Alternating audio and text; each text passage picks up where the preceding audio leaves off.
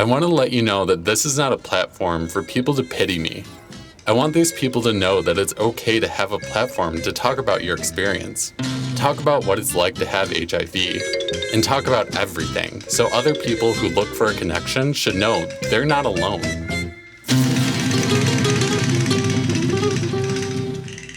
In the past, there was a stigma associated with those living with HIV. The idea was that their lives were over and that you just felt bad for them. Today, however, things have changed. Those living with HIV are living very normal lives just as anyone else. One great example of this is Brandon Semina. Brandon is a deaf photographer living with HIV. Brandon, however, does feel that there is some type of stigma regarding those that are deaf living with HIV. Today, I have the opportunity to talk to Brandon about his experience.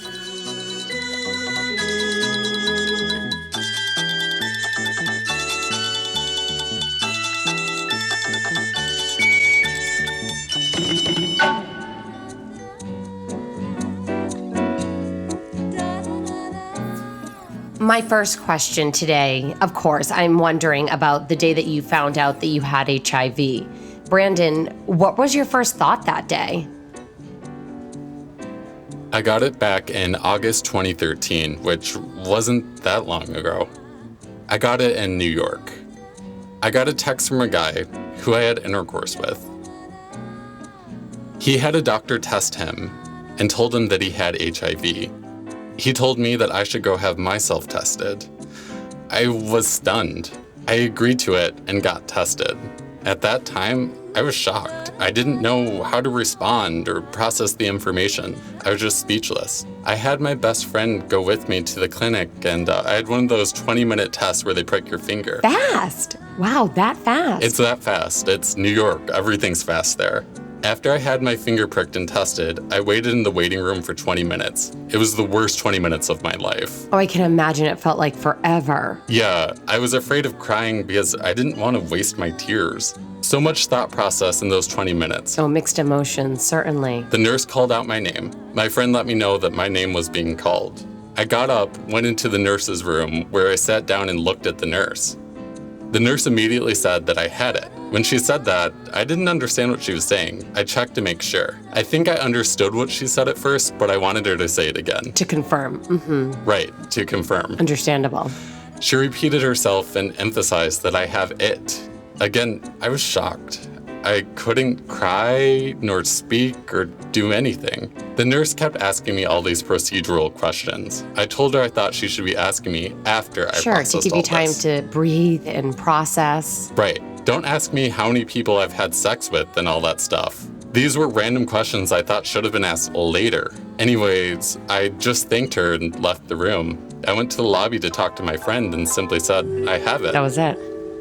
Now, before that, how much did you even know about HIV? Nothing. I just knew that HIV existed. I know it through gay culture that it existed, but I didn't know much about it. I didn't know about the research, and I didn't get education. Your day-to-day life, was that impacted, or was it status quo? It's the same. It's never changed. Well, not never changed, but I just needed to process the experience and figure out what I should do, where to go, and what to look for. I went on to Google and searched using terms HIV and deaf. I always see one black man from Africa who said he was HIV positive and he was deaf. I wondered where was one in America. I needed more. I didn't have enough access to that information. I didn't have anyone to talk to. I have hearing friends, but I didn't have deaf friends in New York. I didn't have anyone that knew what I was going through. I was on my own. I tried therapy, but my first therapist was hearing. I tried to communicate, but I couldn't really articulate how I felt in order to get my therapist to understand. Communication was just off. The second one was with an interpreter, but I was communicating through a third party. Right, so now you're going through a third party. I needed direct communication. So I turned to self-help books, which I read. The first book I can think of is The Untethered Soul by Michael Singer. It's a very simple book, but it tells me how to think, how to be present, and how to be okay. How to reframe your perspective. That's right. To put things in just a better light. From there, I started reading more self-help books, and over time, things went back to normal. I started to do my own thing and met new people. How long was it before you felt better? Mentally, it took a while. Physically, it was immediate because the medication is really good. But mentally, I was struggling with the fact that I have HIV. How do I explain to people that I have it? And how will I deal with the dating life? How will I deal with all of this while... You know, HIV cases have been around for quite some time. Why do you think that awareness is still lacking? They're uneducated. Uneducated. From my experience, I didn't know much about HIV because I was never taught. I think it's important for everyone to have that knowledge, especially with deaf people. Even in mainstream school, I didn't have that education about HIV. It was just, don't have sex with that person. And that was that. That's it. Or you have it, don't do it. That's all. But not realizing that it could have been prevented. There's protection. Yeah. I have protection, but some people don't want to risk it. They might know about protection, but they don't want to risk it anyway. That's fine, but don't act like we're untouchable. We'll make you sick by coughing on you or sharing our coffee. Right. Just interact as you normally would. I'm fine, just like you. Right. What do you think is the most common misconception out there?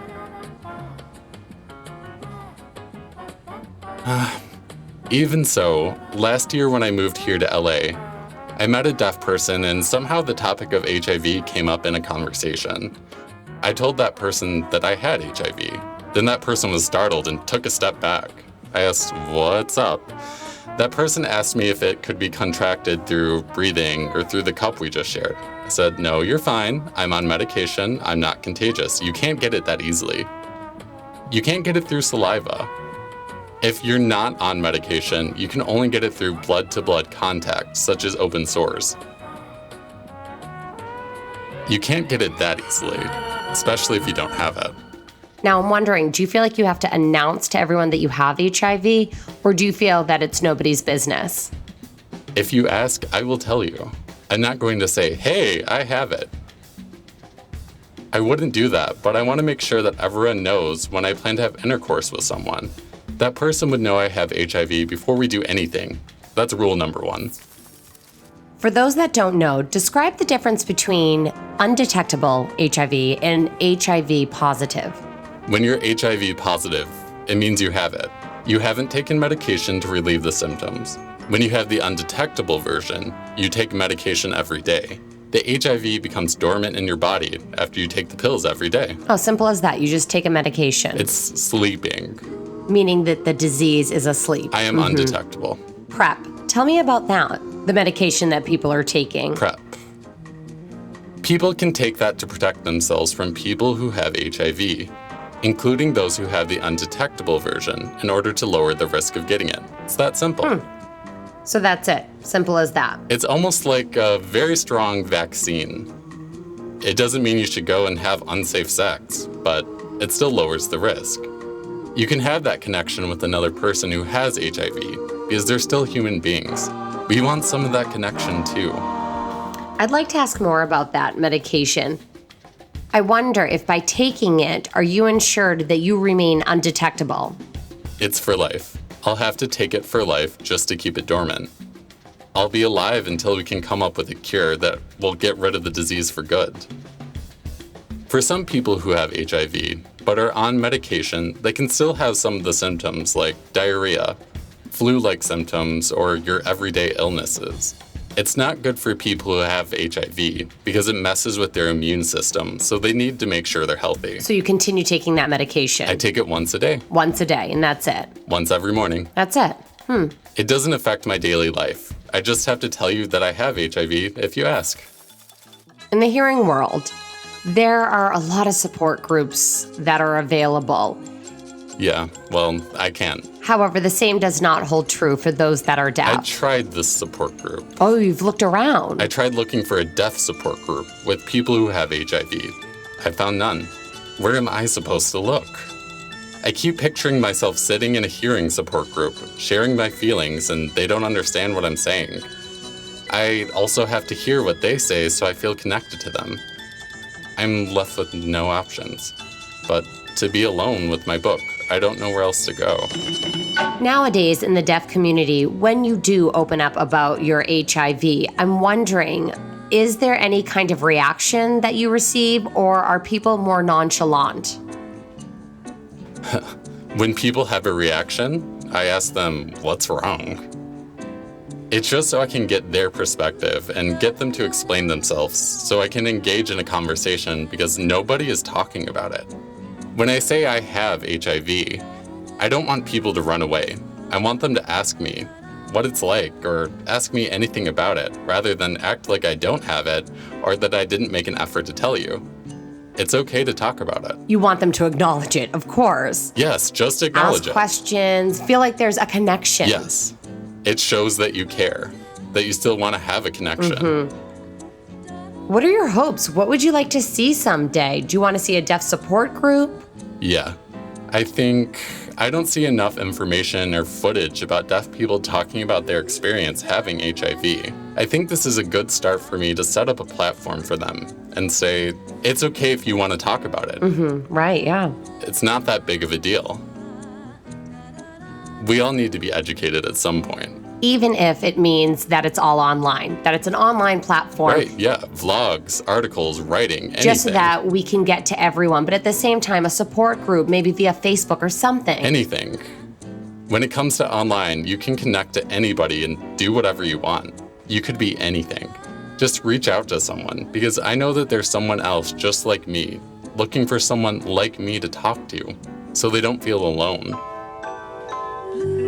Right. When people start talking about it, there becomes this solidarity, and that's powerful. Yeah. And the awareness then spreads. My hope is that after this story gets out there, that awareness then rises as a result, and this just starts something bigger. Fingers crossed. That there's support for those that are deaf with HIV. Start by being open.